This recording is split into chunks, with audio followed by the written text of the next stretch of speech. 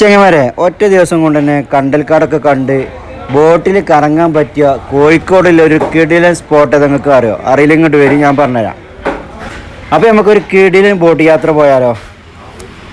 Hi guys, ഇത് നമ്മുടെ team vloggers ആണ്. ഇപ്പൊ നമ്മൾ വന്നിട്ടുള്ളത് കടലുണ്ടി വള്ളിക്കുന്നിലാണ് ഇപ്പൊ വന്നിട്ടുള്ളത്. കണ്ടില്ലേ, പക്ഷി സങ്കേതാണ്.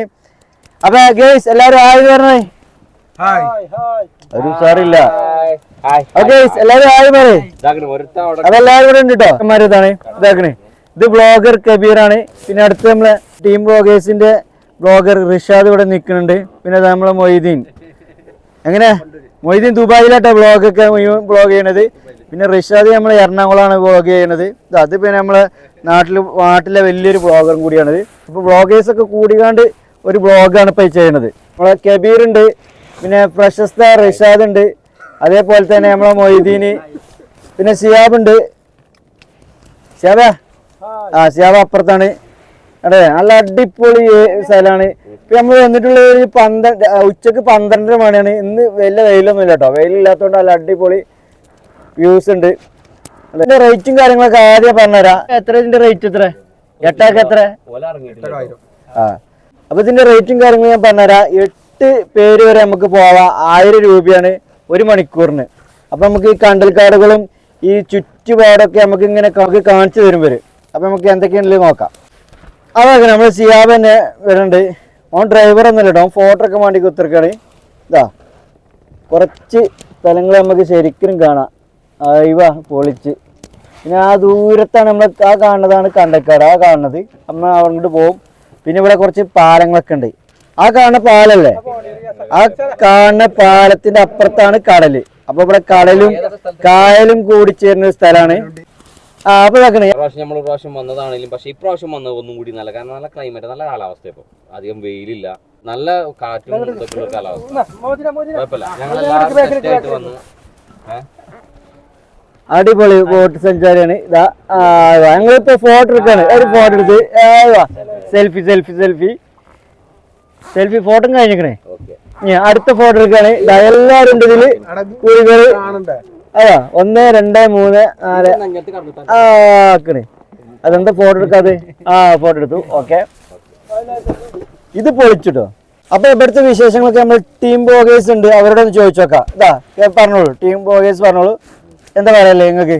പറയല്ലോ പറഞ്ഞാൽ ഫാമിലി ആയിട്ട് ഇപ്പം നമ്മൾ വരികയാണെന്നുണ്ടെങ്കിൽ ചെങ്ങന്മാരെ, ഇപ്പം ഞങ്ങൾ ചെങ്ങന്മാരെ വന്നിട്ടുള്ളൂ. ഫാമിലി ആയിട്ട് വരികയാണെന്നുണ്ടെങ്കിൽ അത്യാവശ്യം നല്ലൊരു സ്ഥലമാണ്, കാണാൻ പറ്റിയ സ്ഥലമാണ്, അത്യാവശ്യം നല്ലൊരു ഏരിയയാണ്.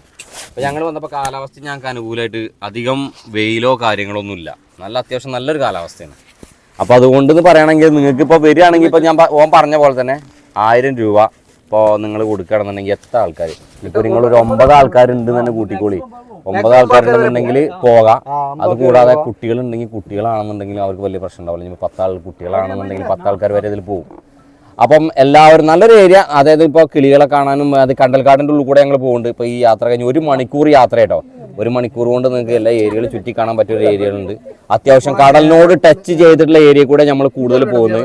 പിന്നെ കടലുണ്ടി ഒരു പാലം, നമ്മളെ പണ്ട് അപകടം നടന്നൊരു പാലം, ട്രെയിൻ അപകടം നടന്നു പറഞ്ഞാൽ ആ പാലത്തിന്റെ ഇടയിൽ കൂടെ ഞങ്ങൾ പോകണം. ഇനി വരുന്ന സ്ഥലങ്ങൾ കാണിച്ചു തരാം. അങ്ങനെ ഒരുപാട് സ്ഥലങ്ങൾ എൻജോയ് ചെയ്യാൻ പറ്റിയ നല്ലൊരു ഏരിയയും കൂടിയാണ്. നല്ലൊരു എൻജോയ്മെന്റ് സ്ഥലമാണ്, നല്ലൊരു ഇത്. നമ്മളെ പൃഥ്വിരാജ് ഇതെവിടെ നിക്കണേ? പറയൂ. മമ്മൂക്കിയാണ് പൃഥ്വിരാജ്. ഇത് അതാണെങ്കിലും അവിടെ ദുൽഖർ സൽമാൻ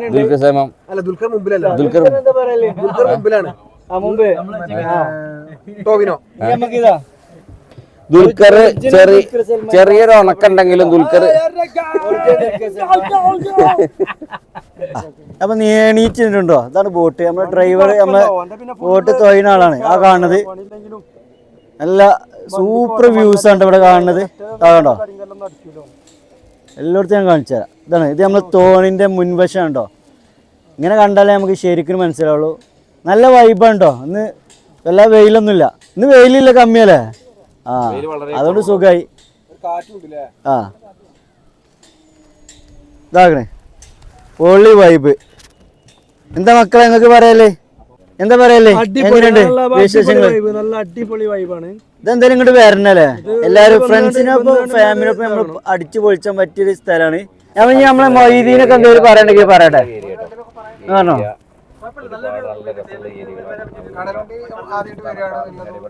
കുറച്ച് ഇങ്ങോട്ട് ഇതിക്ക് നോട്ടെ വാ. ആ ഫസ്റ്റ് ടൈം ആയ മൊയ്തീൻ എന്താ പറയല്ലേ പറയ്. ഫസ്റ്റ് ടൈമാണ് മൊയ്തീന്. ആ പാലം കണ്ടില്ലേ, ഞാൻ നേരത്തെ പറഞ്ഞ ആ പാലം കണ്ടില്ലേ, ആ പാലത്തിന്റെ അപ്പുറമാണ് കടല്, അവിടെയാണ് കടല്. ഇതിപ്പോ നമ്മള് കായലാണ്, ഈ കായലും കടലും കൂടിച്ചേരുന്ന സ്ഥലമാണ്. അപ്പൊ കുറച്ചൊരു വെള്ളം ഇവിടെ ഉണ്ടാവും, പോരാത്തതിന് കുറച്ചൊരു തിരകളും ഉണ്ടാവും കേട്ടോ. കടലിന് ചാരിയായത് ഇവിടെ കുറച്ചൊരു തിര നമുക്ക് അനുഭവപ്പെടും. അതാണ് നമ്മളെ തോണി തൊഴിൽ നമ്മളെ മനോജ് ചേട്ടൻ കേട്ടോ. അപ്പൊ മനോജ് ചേട്ടന് നമ്മള് എല്ലാ കാര്യങ്ങളും നമുക്ക് ഇവിടെ വന്നാൽ കാണിച്ചു തരും. ഇതാ സൂപ്പറായി തോണി തൊഴിലുണ്ട് അല്ലേ. ഇവിടെ നമുക്ക് എന്താ പ്രത്യേകിച്ച് കാണാനും മനോജ് ചേട്ടാ? പ്രത്യേകിച്ച് എന്ന് പറഞ്ഞാൽ നമ്മളെ ഒന്നാമതായിട്ട് നമ്മുടെ ട്രെയിൻ അപകടം, പിന്നെ രണ്ടാമത് നമ്മളെ കടലുണ്ടി പോയതിൻ്റെ ലാസ്റ്റ് ഭാഗമാണ് ആ കാണുന്നത്. കടലുണ്ടി അഴിമുഖം, കടലും പുഴയും കൂടി സംഗമിക്കുന്ന സ്ഥലം. പിന്നെ മൂന്നാമതായിട്ട് നമ്മളിവിടെ റൈസ് ഓപ്പർ എന്നാണ് നമ്മൾ കണ്ണൂരിൽ നിന്ന് കൊണ്ടുവന്ന് വെച്ച് പിടിപ്പിച്ച കണ്ടലുണ്ട്. നമ്മൾ ഭ്രാന്തൻ കണ്ടൽ എന്നാണ് അതിന് പറയപ്പെടുന്നത്. അതുപോലെ തന്നെ നക്ഷത്ര കണ്ടലുണ്ട്. പിന്നെ ഇപ്പോൾ ഈ നവംബർ ലാസ്റ്റൊക്കെ ആകുമ്പോഴത്തേക്ക് ദേശാടന പക്ഷികൾ വരും. പിന്നെ നമ്മുടെ കടലുണ്ടി തീവണ്ടി ദുരന്തം നടന്ന പാലം തൊട്ടടുത്ത് അതിൻ്റെ ചോട്ട് കൂടി നമ്മൾ പോവുക. അത് 2001 ഇപ്പോൾ 23 വർഷം കഴിഞ്ഞ്. അത് നമ്മളെ കടലുണ്ടി വള്ളിക്കുന്ന് എവിടെയാണ്? Community reserve. പക്ഷി സങ്കേതമാണ്, പിന്നെ കമ്മ്യൂണിറ്റി റിസർവ് എന്നാണ് ഇവിടെ പറയുന്നത്. കറക്റ്റ് ഡീറ്റെയിൽസും കാര്യങ്ങളും ഞാൻ ഡിസ്ക്രിപ്ഷനിൽ കൊടുക്കാം. നമ്മളിങ്ങോട്ട് വരുന്ന അധിക ടൈമിൽ നമുക്ക് പാലത്തിലൂടെ ട്രെയിന് പോണ കാണാം. ട്രെയിന് പോകുന്നുണ്ട്. നമ്മളെ കടലുണ്ടി ട്രെയിൻ അപകടം നടന്ന ആ പാലാണ്. ആ പാലത്തിന് മുമ്പ് ട്രെയിൻ പോയിക്കൊണ്ടിരിക്കുന്നു. ചില ടൈമിൽ നമുക്ക് വന്ദേ ഭാരതൊക്കെ അതിൽ പോണ കാണാം കേട്ടോ. പിന്നെ ഗൈസ് ഇവിടുത്തെ പ്രത്യേകത ഉണ്ടാവില്ല, ഇവിടെയാണ് അധിക ദേശാടന പക്ഷികളും വന്നിരിക്കുന്ന സ്ഥലം. അപ്പൊ നമുക്ക് ഭാഗ്യം ഉണ്ടെങ്കിൽ ദേശാടന പക്ഷികളെ കാണാം. ഇപ്പോൾ അവിടെ കുറച്ച് സാധാ കൊക്കുകളൊക്കെയാണ്. പിന്നെ ഇവിടെ വരും ചില ടൈമിൽ വന്ന് കണ്ടെങ്കിൽ ദേശാടന പക്ഷികളൊക്കെ ഇരിക്കാറുണ്ട്. അപ്പോൾ അത് കാണാനൊക്കെ പല ആൾക്കാരും ഇങ്ങോട്ട് വരാറുണ്ട് കേട്ടോ. അതാണ് വേറൊരു ബോട്ട്. ഇത് ജസ്റ്റ് ഒരു സ്പീഡ് ബോട്ടായിട്ടാണ്. തോണിയിൽ മോട്ടോർ ഫിറ്റ് ചെയ്ത് പോവുകയാണ്. അതാണ് സ്പീഡ് ബോട്ട് എന്ന് പറയാൻ പറ്റില്ല. അപ്പോൾ കേസ് അവിടെ നിങ്ങൾക്ക് പാറിക്കിടക്കുന്ന കുറച്ച് പക്ഷികളെ കാണുന്നില്ലേ, അതൊക്കെ നമ്മളെ ദേശാടന പക്ഷികൾ പെട്ടതാണ്. ആ ചെറിയ ചെറിയ പക്ഷികൾ. ഗേസ് ഇതാണ്, നിങ്ങൾക്ക് ഓർമ്മ ഉണ്ടോന്ന് അറിയില്ല, 23 വർഷങ്ങൾ മുമ്പ് ഇവിടെ വലിയൊരു ട്രെയിൻ അപകടം ഉണ്ടായിരുന്നു. ആ പാലാണ് ഈ കാണുന്നത്. ഇത് പുതിയ പാലാണ്. ഇവിടെ ദേശാടന പക്ഷികളുണ്ട്. ദേശാടന പക്ഷികൾ എപ്പോഴാണ് വരിക എന്നൊക്കെ പറഞ്ഞാണ് ഇങ്ങോട്ട്. വിദേശ രാഷ്ട്രങ്ങളിൽ നിന്ന് പോലും പക്ഷികൾ ഇങ്ങോട്ട് എത്താറുണ്ട് ദേശാടനം ചെയ്തിട്ട്. ഈ കാണുന്നത് നമ്മളെ കടലുണ്ടി പാലം. അതൊരു പ്രധാനപ്പെട്ട പാലാണ്. കാരണം 23 വർഷങ്ങൾക്ക് മുമ്പ് വലിയൊരു അപകടം ഉണ്ടായിരുന്നു. അതായത് 58ഓളം ആൾക്കാരായിരുന്നു ഇവിടെ മരണപ്പെട്ടതെന്ന്. അപ്പോൾ പൊളിഞ്ഞാടിയ അന്ന് പൊളിഞ്ഞു ചാടിയ ഇതാണ് തൂണിൻ്റെ അവശിഷ്ടങ്ങളാണ് ഈ കാണുന്നത്. ഈ കാണുന്നത് ഇതൊക്കെ അന്ന് പൊളിഞ്ഞാടിയാണ്. പിന്നെ അതിൻ്റെ ഇത് പുതിയ പാലമുണ്ട് ഇവിടെ ഉള്ളത്. അപ്പോൾ ഈ പാലത്തിൻ്റെ അടിയിൽ പോകുമ്പോൾ നല്ല രസമാണ്. ഇതും പുതിയ പാലാണ്. ഇപ്പോൾ ഇതും പുതിയ പാലാണ്. ആ കാണുന്നതാണ് പൊളിഞ്ഞ് ചാടിയ പാലം. റെയിൽവേ പാലമാണുള്ളത്. ഇവിടെ പോകുന്ന ട്രെയിനിൻ്റെ പാലാണ്. പിന്നെ നമുക്കിപ്പോൾ കാണാൻ കഴിയും കണ്ടൽക്കാട്. ഈ കാണുന്നതാണ് നമ്മളെ കണ്ടൽക്കാട്. അപ്പോൾ നമുക്ക് കണ്ടൽക്കാടിൻ്റെ ഉള്ളിലേക്ക് പോകാൻ കഴിയുമോ നോക്കാം. അപ്പോൾ അതിൻ്റെ ഉള്ളിൽ പോകുമ്പോൾ നല്ലൊരു രസമുണ്ടോ. ഇവിടെ മെയിൻ അട്രാക്ഷൻ എന്ന് പറഞ്ഞാൽ ഈ കണ്ടൽക്കാടിൻ്റെ ഉള്ളിൽ കൂടെ നമ്മൾ പോവാം, ഫോട്ടോ എടുക്കുക, നല്ല ഭംഗിയായിരിക്കും. അപ്പോൾ നമ്മൾ കണ്ടൽക്കാടിൻ്റെ ഉള്ളിലൂടെ പ്രവേശിക്കുന്ന ഇതാണ്. നമുക്ക് അതിൻ്റെ ഉള്ളിലേക്ക് പോകാൻ പറ്റുമോ നോക്കട്ടോ. അപ്പോൾ ഇതിൻ്റെ പ്രത്യേകത ഉണ്ടല്ലോ, ഇതിൻ്റെ വേരിങ്ങനെ ശരിക്കും കാണട്ടോ, അടിയിക്ക് ഇങ്ങനെ ശരിക്കും കാണാം. വേറെ ടൂറിസ്റ്റുകാർ ബോട്ടിലും തോണിയിലൊക്കെ കണ്ടൽക്കാട് സന്ദർശിച്ച് പോകുന്നത് നമുക്ക് കാണാം. അങ്ങനെതാ നമ്മൾ കണ്ടൽക്കാടിൻ്റെ ഉള്ളിലേക്ക് പ്രവേശിച്ചുകൊണ്ടിരിക്കുകയാണ്. അപ്പോൾ കുറച്ച് വെള്ളമുണ്ട്, അതുകൊണ്ട് നമുക്ക് കേട്ടോ നമ്മൾ ശരിക്കും തോണി കയറുന്നുണ്ട്. പിന്നെ നമ്മളെ വ്ളോഗേഴ്സൊക്കെ ഉണ്ട് ഇവിടെ. എല്ലാവരും നല്ല ഫോട്ടോ എടുക്കലാണ്. റസിയ വ്ളോഗേഴ്സ് ഉണ്ട്, കബീർ, എല്ലാവരും നല്ല ഫോട്ടോ എടുക്കലാണ്. ഇതാക്കണേ ഇപ്പോൾ കുറച്ച് വെള്ളം ഇറങ്ങിയിട്ടുണ്ട്. അപ്പോൾ നമ്മൾ ഇങ്ങോട്ട് വരുമ്പം ഞാൻ പറഞ്ഞില്ല, മനോജ് ചേട്ടനെ വിളിച്ചുകൊണ്ട് വരികയാണെങ്കിൽ നിങ്ങൾക്ക് വേലിയിറക്കം വേലിക്കയറ്റൊക്കെ എപ്പോഴാണെന്ന് കറക്റ്റ് നിങ്ങൾക്ക് മനസ്സിലാക്കാം. അപ്പോൾ വിളിച്ചു വരാമെങ്കിൽ ചില ദിവസങ്ങളിൽ ഓരോ ദിവസങ്ങളിൽ വേലിയിറക്കും വേലിക്കയറ്റമൊക്കെ വ്യത്യസ്തമായിരിക്കും. അപ്പോൾ നമ്മൾ വിളിച്ചു വരികയാണെങ്കിൽ നമുക്ക് കറക്റ്റ് ഇതിൻ്റെ ഉള്ളിലേക്ക് കയറിക്കാണ്ട് കുറച്ചും കൂടി നമുക്ക് എൻജോയ് ചെയ്യുക. അപ്പോൾ മനോജ് ചേട്ടനെ വിളിച്ചു വരികയാണ് ഒന്നുകൂടി ബെസ്റ്റ്. നമുക്ക് മനോജ് ചേട്ടൻ എല്ലാ കാര്യങ്ങളും നമുക്ക് പറഞ്ഞു തരും കേട്ടോ. ആഗ്രഹ കേസ് വേറെ തോണിക്കാരൊക്കെ ഇങ്ങോട്ട് വരുന്നുണ്ട് ഇത് കാണാൻ. ഇവിടെ കുറേ ടൂറിസ്റ്റ് വരുന്ന നല്ല അടിപൊളി സ്പേസ് ഉണ്ടോ. ഇതിൻ്റെ പ്രത്യേകത കണ്ടോ, ഈ കണ്ടൽക്കാടിൻ്റെ ഈ വേരുകളാണ് ഇതിൻ്റെ പ്രത്യേകത. ഇപ്പോൾ ഈ നനഞ്ഞ സ്ഥലം കാണുന്നില്ലേ, ഈ സ്ഥലത്ത് വരെ നല്ല വെള്ളം ഉണ്ടായിരുന്നു കുറച്ച് മുമ്പ്, 1 മണിക്കൂർ മുമ്പ്. ഇപ്പോൾ കുറച്ച് ഇറങ്ങിയതാണ്, ഇപ്പോൾ നനഞ്ഞിരിക്കുന്നുണ്ടോ. നല്ലൊരു അടിപൊളി ഒരു വ്യൂ പോയിൻറ്റും കൂടിയാണ് ഇവിടെ. പിന്നെ ഇവിടുന്ന് നമ്മൾ പോവുകയാണെങ്കിൽ ഈ ഭാഗത്തിലൂടെ നമ്മളിങ്ങനെ പോയിട്ട് അപ്പുറത്ത് നമ്മൾ ചുറ്റി കറക്കി നമ്മൾ വന്നിടത്ത് ഇങ്ങനെ എത്തിച്ചു തരും. അപ്പോൾ നല്ലൊരു വൈബുള്ളൊരു ഏരിയയും കൂടിയാണ് ഇവിടെ. അപ്പോൾ ഞങ്ങൾക്ക് കാണിച്ചു തരാം. ഇതാ കണ്ടില്ലേ, പൊളി സ്ഥലം ഗൈസ്. അപ്പോൾ നമ്മളിതാ കറക്റ്റ് കണ്ടൽക്കാടിൻ്റെ അടുത്തിലൂടെ പോവാണ്. നല്ല ഭംഗിയുള്ള സ്ഥലമാണ്. ഇപ്പോൾ കുറച്ച് വെയിൽ വന്നില്ലെങ്കിൽ വെയിൽ ചൂടൊന്നുമില്ല, നല്ല അടിപൊളി. അപ്പോൾ നമ്മളെ ബ്ലോഗർ റിഷാദ് പറഞ്ഞത് മോർണിംഗിലും ഈവനിങ് ആണ് ഏറ്റവും ബെസ്റ്റ് ടൈം എന്ന് പറയുന്നത്, കാരണം വെയിലുണ്ടാവില്ല.